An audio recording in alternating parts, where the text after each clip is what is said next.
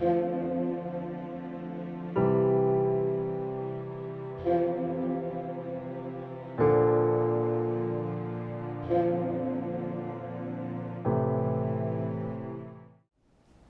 لیے آج کی تلاوت اشعیاء نبی کا صحیفہ اس کا 49واں باب پہلی سے چھٹی آیت تک۔ اے جزائر میری سنو، اے دور دراز کی قوموں کان لگاؤ۔ خداوند نے مجھے شکم ہی سے بلایا، باطن مادر ہی سے اس نے میرے نام کا ذکر کیا، اور اس نے میرے منہ کو تیز تلوار کی طرح کیا۔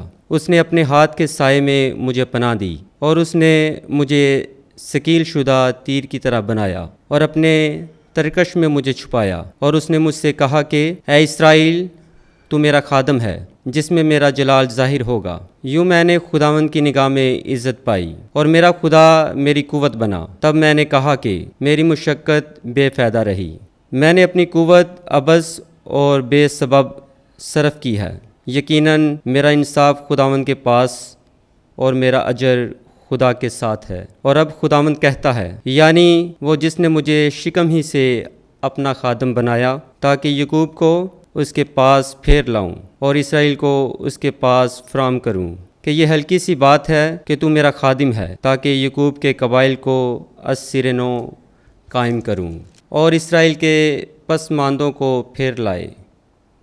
اس لیے میں نے تجھے غیر قوموں کا نور بنایا، تاکہ تو زمین کی انتہا تک میری نجات کا باعث ہو۔